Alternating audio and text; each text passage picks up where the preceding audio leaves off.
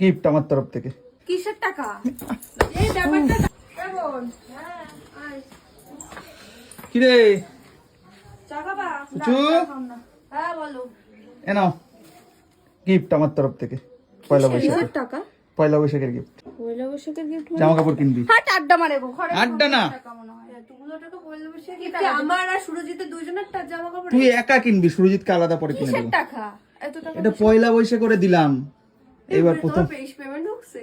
হ্যাঁ দেখি আমি যেখান দিয়ে দিই, এই দিবি না, দিলে বড় আর যদি দেখি কয় টাকা দিছে দেখি। আমি যেখান দিয়ে দিই না কেন, তো তোমার দেখে লাভ নেই। ওকে আমার আমার মন খুশি হয়েছে, আমি দিয়েছি।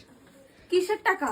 সে যাই দিই না আমাকে বলে তো রেখে দে। হ্যাঁ তাহলে ওই কথাটাই থাকলো। আমাকে বলে তো দিবি টাকাটা। হ্যাঁ হ্যাঁ বুঝো টাকাটা কি কত টাকা দিচ্ছে দেখি? আমি জানি না সেটা আমার আর ওর ব্যাপার, তোমার তো মাঝখানে পড়ে লাভ নেই। বলেছে কত টাকা দিয়েছে? তোমার পড়ে লাভ নেই কত মাঝখানে, টাকা? এটা ওর আর আমার ব্যাপার, ওটা ওর আমার ব্যাপার, তোমার পড়ে লাভ নেই তার তুই মধ্যে। যা বাড়ি যা। চলো তুমি বাড়ি থেকে আনাটাই ভুল আছে বুঝলি। চল চলো চলো দিয়ে এসো। এখন আমার এটা সাথে কিন্তু কোনো তোমার বোনের আলোচনা শ্বশুর বাড়ি। করিস না। হ্যাঁ এখানে কিন্তু সিনক্রেট আমাকে করবে না। দেবে আবার কি আলোচনা? আর এটা আমার শ্বশুর বাড়ি, তুই এখানে কি বলছিস? আমাকে বলে এখনো কোনো আলোচনা করে টাকা পয়সা? তোমার আলোচনা প্রয়োজন মনে করি না। ভালো তো তাহলে সর। যাচ্ছিস কেন মুখের ভাষা খারাপ করে?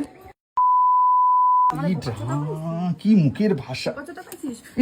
আমার টাকা পয়সাগুলো এরকম ভাবে নষ্ট করে জারে তারে দিয়ে দিচ্ছিস, আমাকে জিজ্ঞেস করে তো দিবি টাকাটা। ও এখন আমি জারে তারে হয়ে গেলাম যে টাকার ব্যাপারে? এটা সংসারের টাকা না কিসের টাকা তুই জানিস? কোনো কিছুরই টাকা নেই, এটা আমি ওকে গিফট দিই। সংসারের টাকা তোমাকে